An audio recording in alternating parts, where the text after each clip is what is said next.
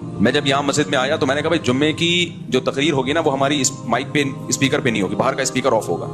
بعض لوگوں نے اعتراض کیا کہ اس بہانے بہت سے لوگ آپ کا بیان سن لیتے ہیں. میں نے کہا بھائی جو نہیں سننا چاہتا وہ بھی تو سن لیتا ہے نا, ہم کیوں زبردستی.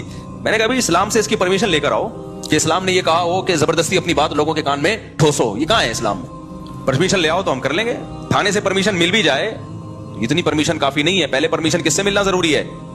اللہ سے. اچھا یہاں مذہبی لوگ ایک گڑبڑ یہ کرتے ہیں کہ جب آپ خود شریعت کے خلاف کام کر رہے ہو تو آپ پھر اس پہ مذہب کا لیبل لگاتے ہو کہ تمہیں حق سننے سے تکلیف ہوتی ہے, اذان کی آوازیں مائک پہ ہونی چاہیے, اسپیکر پہ ہونی چاہیے, لیکن اتنی تیز آواز کر دینا مائک کی کہ آپ کی مسجد کے قریب دوسری مسجد ہے, آپ کی اذان کی آواز آپ کے محلے کو بھی کراس کر کے دور دور تک جا رہی ہے.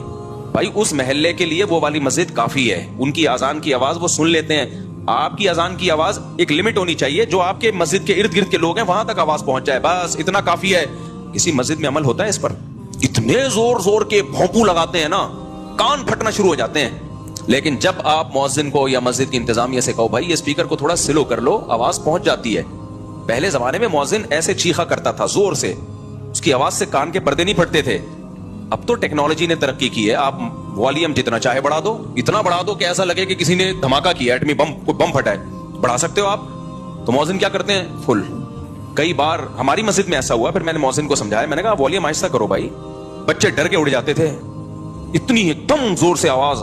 تو کیوں بھائی اتنی پاورفل آواز کیوں رکھی ہے؟ اب مذہبی لوگ اس میں گڑبڑ کیا کرتے ہیں, جب ان کو کہا جائے, محلے پڑوس والے آ کے بولیں تھوڑا سا والیوم کیا کریں, سلو کریں, کیونکہ دوسرا محلہ جہاں سے شروع ہو رہا ہے تو ان کو ان کی مسجد کی آواز پہنچ جاتی ہے, آپ اپنے محلے تک رکھیں. تو پتہ ہے کیا جواب ہوگا؟